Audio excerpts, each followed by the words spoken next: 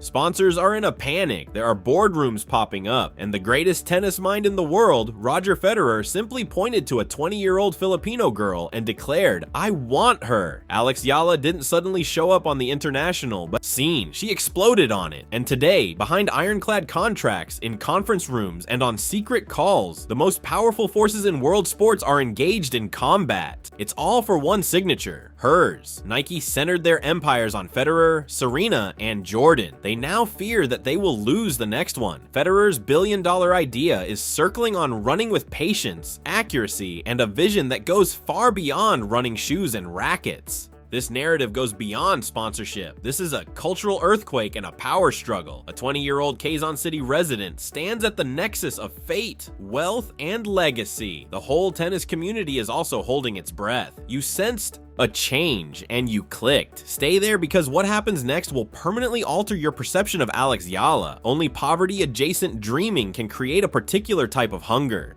The genuine, bone-deep, unrelenting determination of someone who knows the true cost of failure, not the contrived ambition of affluence. With each swing, Alex Eala carries that hunger. Andrea Eala, known to her loved ones as Alex, was born in Quezon City and brought up with a strong sense of desire and selflessness. She did not fall into the world of professional tennis by accident. Tournament by tournament, continent by continent, ranking point by ranking point, she fought her way toward it. Her parents lacked a roadmap for creating a top-tier athlete. They sent their daughter halfway around the world to train at the Rafas, Nadal Academy in Mallorca, Spain, because they believed in her, were disciplined, and had amazing courage. Take a time to let that land. Far from home, a Filipino youngster works hard every day among European talent, financed in part by Rafa Nadal's program's institutional faith. She wasn't only making it through those sessions, she was flourishing, taking home international trophies, learning technique, and developing a champion's mental architecture. When 2025 finally arrived, everything accelerated faster than anticipated. Eala declared herself to be more than just a competitor in the Miami Open 2025. With a tactical intelligence that caused seasoned analysts to lean forward in their seats, she destroyed opponents who were ranked far higher than her.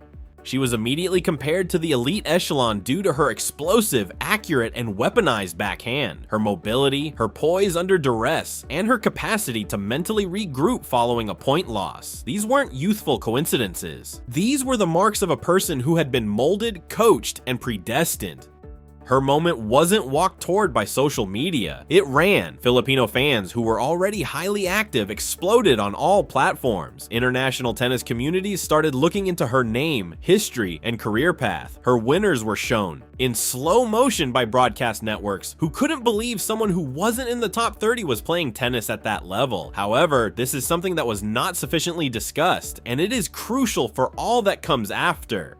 Not all of Alex Eala's victories were in Miami. She changed her perspective. In about 2 weeks, she went from being a potential prospect to an impending force. Perception changes of that size also lead to quick, frantic, and even chaotic reactions.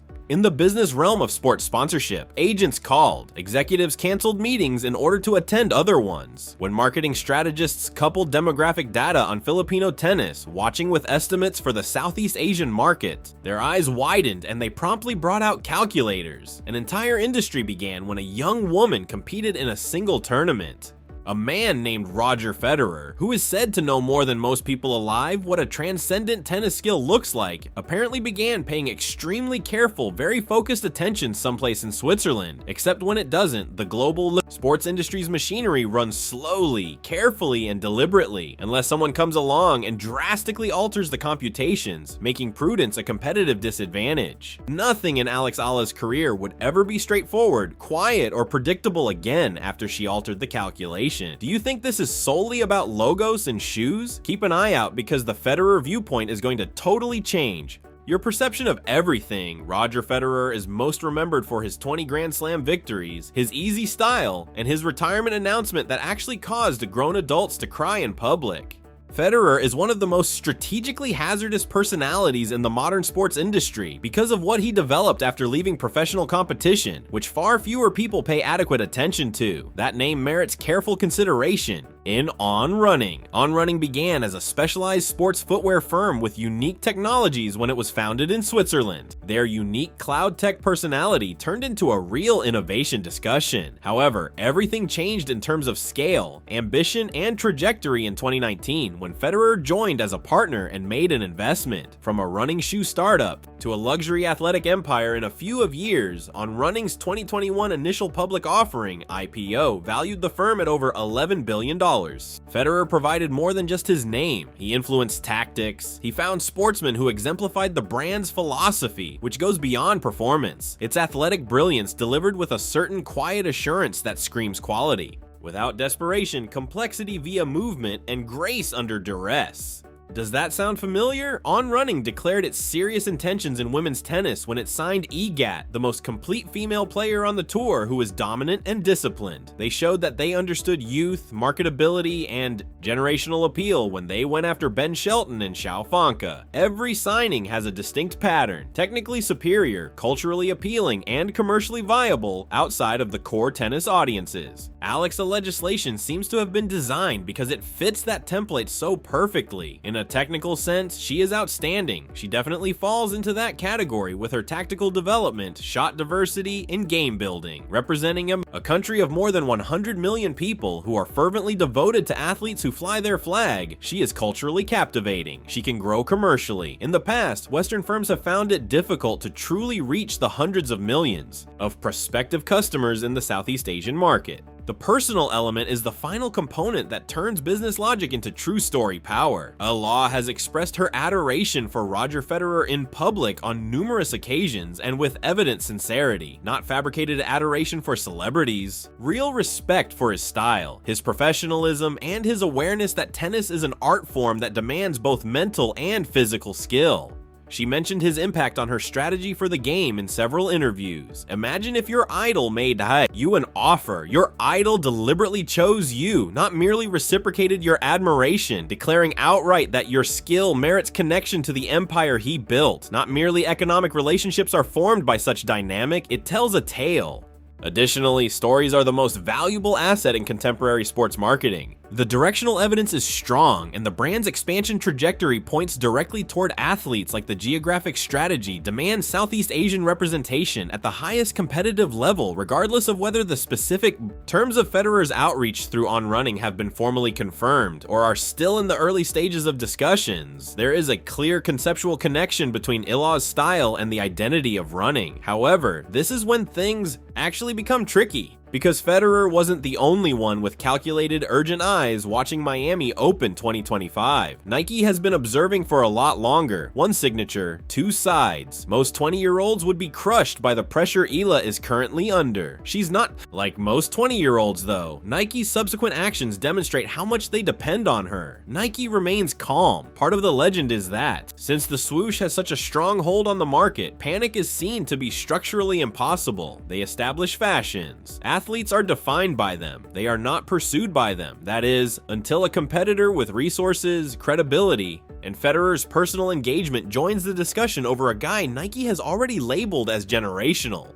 According to sources familiar with Nike's athlete development pipeline, the firm had been keeping an eye on Eala long before Miami, and this is based on reporting from numerous reliable sports business writers rather than conjecture. The Filipino market possibility was recognized by their demographic experts. Her technical ceiling was recognized by their tennis division. Their brand strategists knew what women's tennis and the post-Serena era needed: a fresh face with a wide cultural reach and competitive brilliance. The word they used to define their vision of Eala held significance on an internal level. A franchise athlete is not an ambassador or endorser. The difference is crucial. Nike doesn't just pay its franchise athletes to wear their gear. They turn into the foundational elements of brand identification. Campaigns are driven by their resemblance. Stories are shaped by their trip. Nike establishes strongholds in its markets. Michael Jordan was more than just an athlete for Nike. He created Nike in a way that brought in billions of dollars over several decades. In a similar category was Serena Williams. LeBron James took it a step beyond. According to those business reports, Nike's plan for Eala included spending close to $50 million over a few of years. $50 million for a 20-year-old who is still moving up the rankings. One thing is clearly reflected in that number: Nike didn't value Eala's current position. They were appreciating her clear direction. However, since On Running is more than just financial competition, Federer's On Running made everything more complicated. It's a contest of philosophy. Running provides something that Nike is structurally unable to: the active participation and personal guidance of the most esteemed living legend in the sport. No money amount can ever fully replace that dimension for a player who grew up admiring Federer. According to several reports, Nike's approach changed from measured to urgent. The pace of meetings increased. The proposals underwent upward revisions. The traditional contract finalization timetable, which is usually expressed in months, was drastically shortened. Once synonymous with leisurely supremacy, the swoosh now finds itself in a state of actual haste. And why is that important outside of business drama? Because Nike's urgency conveys a message that the general public hadn't properly considered. Alice has incredible leverage. Most young athletes never amass the cards she does. Her management would be remiss if they did not fully utilize the negotiation strength that was created by the confluence of the competitive trajectory, cultural relevance, authenticity of her own brand, and now the Federer Association. These kinds of endorsement fights don't occur with regular players. Athletes who are rewriting the possibilities for their sport, their country, and their generation are the subject of these incidents. Executives who had negotiated with the biggest names in international sports were finding something subtly humble somewhere in those boardrooms. They were vying for the approval of a 20-year-old Filipino woman. However, the internet erupted with stories that mixed reality and fiction before any contracts were signed. And something even more remarkable about Alex Eala's power was exposed by that pandemonium. According to a post that went viral in March 2025, Wilson Sporting Goods made Alex Eala an unconditional offer of $45 million right now. The number was astounding. There weren't many details. There was no sourcing. It made no difference. The story received hundreds of thousands of engagements in a matter of hours. It was reprinted without verification by Filipino news aggregators. Its credibility was contested in international tennis forums with the ferocity of announcements that were truly verified. Federer allegedly personally contacted ALA and offered $20 million in a cash guaranteed, independent of performance criteria. According to a different viral wave that followed, unverified screenshots that were most likely fake were included with the posts. The comment sections exploded. Both stories were untrue. Neither figure was validated by any reliable sports journalist. There were no official confirmations from Federer's and Ella Wilson's teams. However, the rumors circulated remarkably quickly. Now pose the awkward query: why? In populations that lack representation at elite global levels, misinformation spreads most quickly around individuals with aspirational weight. The sports scene in the Philippines has produced outstanding performers in a variety of sports. However, that particular story holds emotional weight that transcends typical critical thinking filters. A Filipino woman threatening true supremacy in a sport traditionally dominated by European and American institutions. Every made-up headline, unconfirmed figure, every phony declaration exposes the true underlying need. People wished those tales were true. They needed proof that one of their own had climbed to a place that had never been reached by a Filipino. That's a very reasonable wish. It's commercially readable, which is more significant. Nike's analysts comprehend reach after looking at those engagement figures. The strategists at On Running see that natural, intense, nearly illogical devotion and comprehend something that goes beyond demographics. They know what it means to belong, just as mainstream sports audiences appreciate exceptional players. Filipino fans also support Eala. Her triumphs are seen by them as a group affirmation.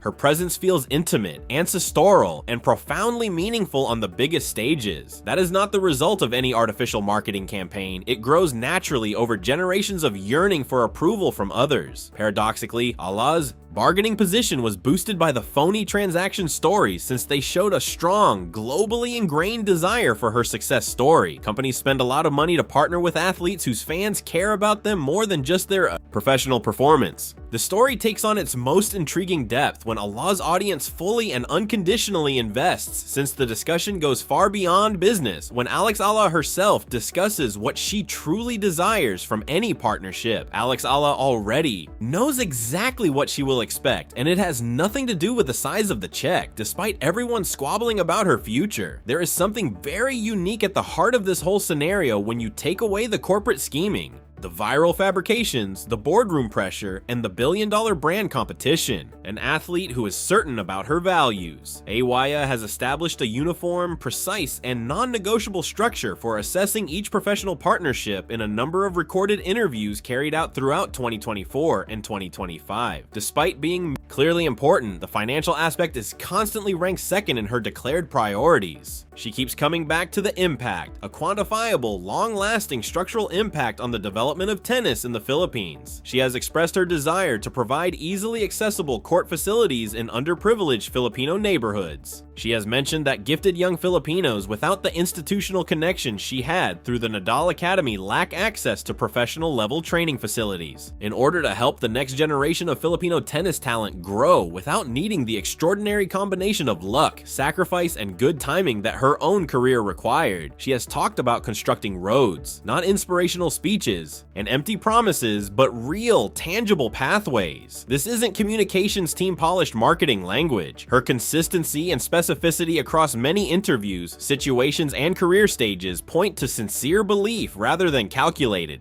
positioning, and any serious sponsor must approach her in a very different way. Because of that conviction, Nike undoubtedly have the financial and infrastructure resources necessary to support development initiatives. Despite flaws and occasional criticism for being theatrical, their history of community investment includes sincere grassroots efforts in a variety of international sports. Scholarship programs, facility development, and academy funding could all be included in a well-designed relationship. Federer's ideology, which greatly influences Eala's approach to running, prioritizes athlete cooperation over athlete endorsement. Federer has made it clear that he wants his brand efforts to serve more than just financial gain. The opportunity for something more natural than a transactional contract arises from the connection of personal philosophy with AY's stated needs. This is the dimension that neither side can completely manufacture or control: genuineness. Eala's insistence that partnerships help young Filipinos is not a ploy. It is a statement of values. Additionally, an athlete who declines bigger offers in favor of more meaningful ones gains tenfold more cultural value in a time when audiences have access to increasingly sophisticated techniques for identifying corporate insincerity. Because viewers revere athletes who succeed while continuing to be clearly and consistently dedicated to something greater than their own financial gain, rather than just admiring them for their accomplishments.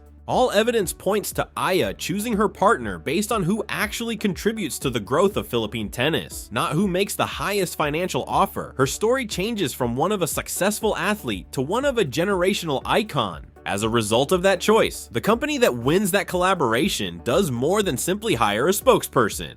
They became associated with a patriotic movement through the dramatic, historically relevant tale of a Quezon City young woman who defied expectations and then turned around to inspire others to follow in her footsteps. Federer developed running, in part on the idea that great athletes are philosophers in action rather than just actors. He has spent years bringing together players who have a deeper emotional and intellectual connection to their sport than just competitiveness. He might have discovered the purest manifestation of that idea to date in Alex Eala. However, zoom out more, since Alex Eala is no longer the only focus of this. Nobody is ready for what could happen next, which could completely change the future of women's tennis in Asia. Federer versus what kind of champion she decides to be is the question. Leave your guess in the space provided below. Will Eala remain with Nike or sign with Federer's on running? Subscribe now if you want to read more unseen tales about women's tennis that the media won't tell. The next story is even bigger than this one, so press the bell.